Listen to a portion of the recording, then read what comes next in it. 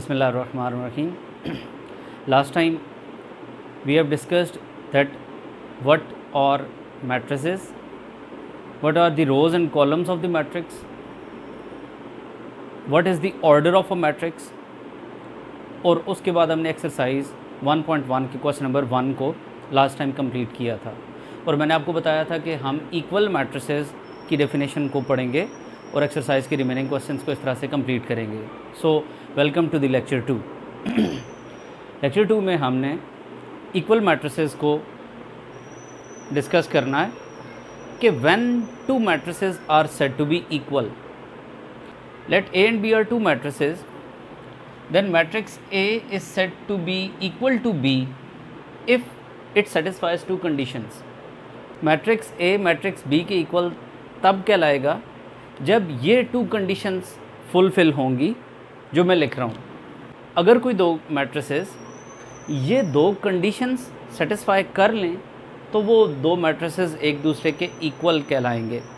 First condition ये है कि दोनों मैट्रिसेस का ऑर्डर सेम हो, मींस कि अगर A मैट्रिक्स का ऑर्डर 2/3 है तो B मैट्रिक्स का ऑर्डर भी 2/3 होना चाहिए। मींस कि अगर A मैट्रिक्स की 2 रोज़ और 3 कॉलम्स हैं तो B मैट्रिक्स के भी 2 रोज़ और 3 कॉलम्स होने ज़रूरी हैं। इसके बाद सेकंड कंडीशन ये है कि corresponding entries of both matrices should be equal. इस बात को मैं इस एग्जांपल से क्लियर करता हूँ कि लेट्स सपोज A मैट्रिक्स है विद एंट्रीज 1 2 3 4 -2 -1।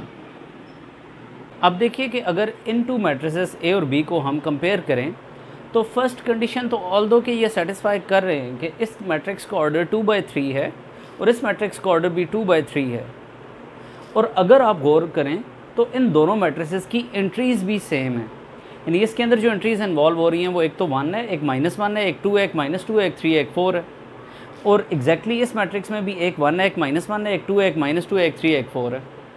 लेकिन अगर आप गौर करें तो जो एलिमेंट इस लोकेशन पर है, इस लोकेशन पर वही एलिमेंट होना चाहिए था, जबकि ऐसा नहीं है। अगर इस लोकेशन पर जिस एलिमेंट को हम देख रहे हैं इस लोकेशन पर एग्जैक्टली उसी एलिमेंट का होना ज़रूरी है, जबकि ऐसा यहाँ पर नहीं हो रहा। तो ऑल्दो के एंट्रीज़ सेम हैं लेकिन कॉरेस्पॉन्डिंग एंट्रीज सेम नहीं है।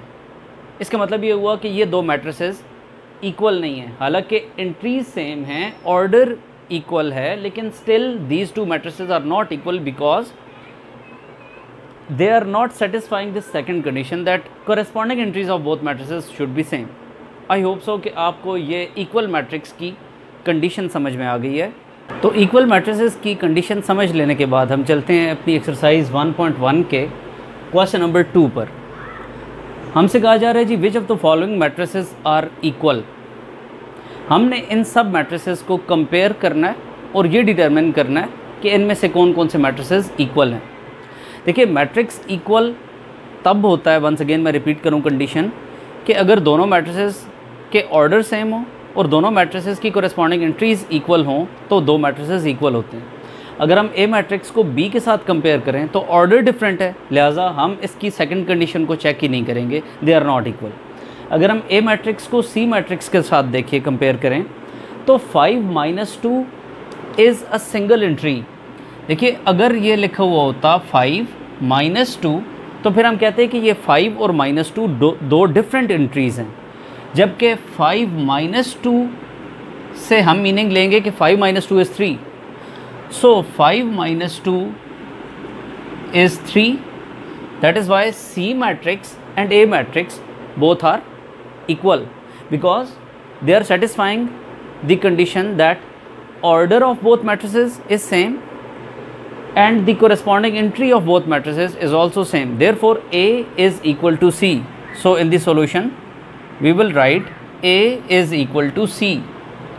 Next अगर आप देखिए B matrix को आप D मैट्रिक्स के साथ कंपेयर करते हैं तो B और D मैट्रिक्स के ऑर्डर्स तो सेम हैं और इनकी एंट्रीज़ भी सेम हैं, लेकिन इनकी कॉरेस्पॉन्डिंग एंट्रीज सेम नहीं है। मींस कि इसकी फर्स्ट एंट्री को इसकी फर्स्ट एंट्री के इक्वल होना चाहिए और इसकी सेकंड एंट्री को इसकी सेकंड एंट्री के इक्वल होना चाहिए, जबकि ऐसा नहीं है।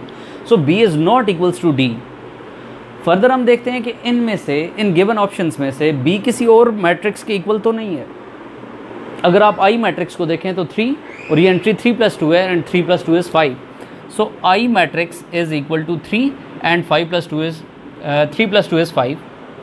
Therefore B and I both are equal. So B is equals to I. Next अगर आप देखिए D matrix in given options में से आई डोंट थिंक सो किसी के इक्वल है. अगर आप E मैट्रिक्स को देखें तो E मैट्रिक्स इसके तो इक्वल नहीं हो सकता बिकॉज ऑर्डर सेम नहीं है. इसके इक्वल भी नहीं हो सकता कि ऑर्डर सेम नहीं है. इसको H को और E मैट्रिक्स को अगर आप कंपेयर करें तो दोनों मैट्रिसेस इक्वल हैं.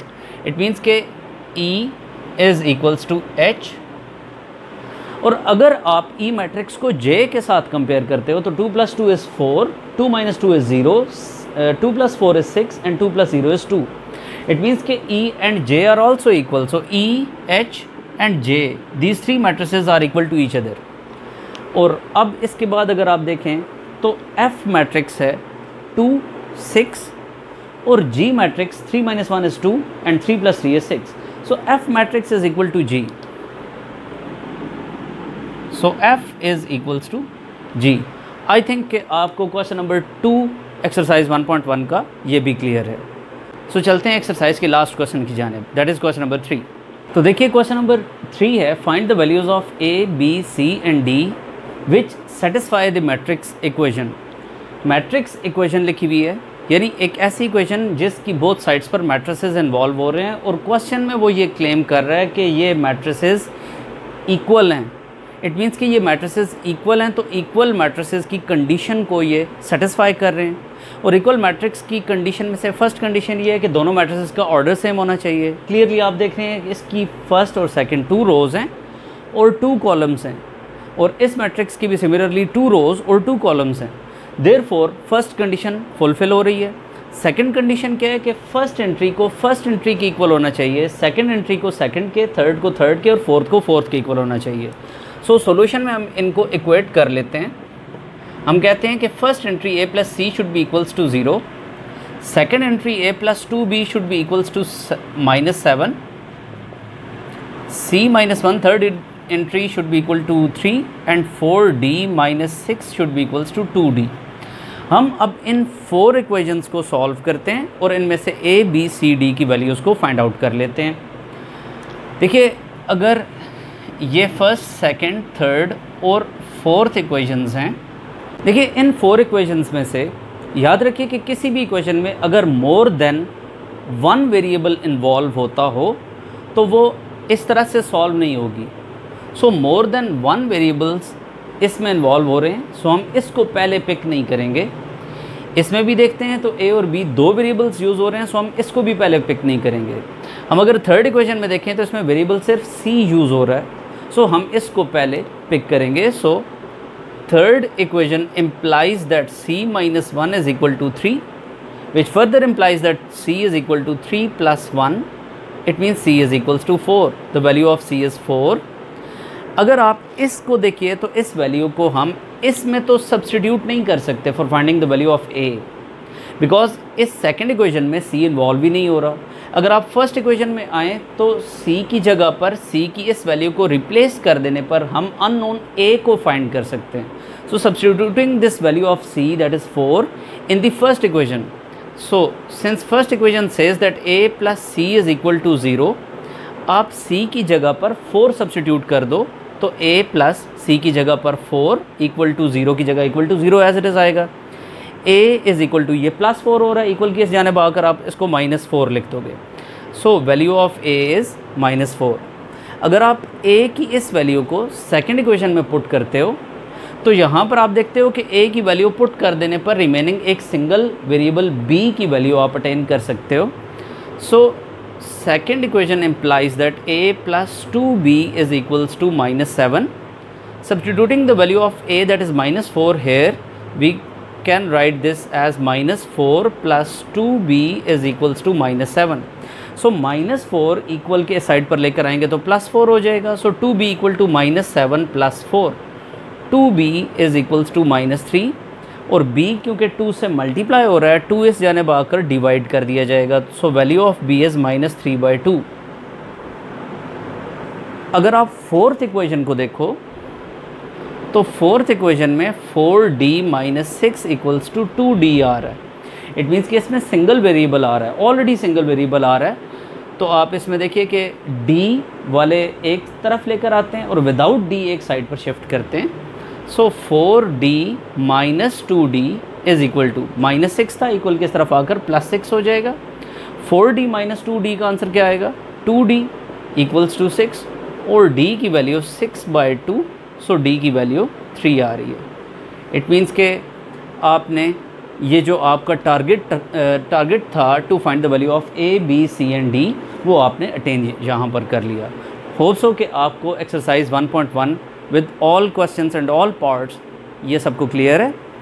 फर्दर हम नेक्स्ट लेक्चर में डेफिनेशन ऑफ डिफरेंट मैट्रिसेस वो डिस्कस करेंगे और फिर उनको यूज़ करते हुए एक्सरसाइज 1.2 को सॉल्व करेंगे।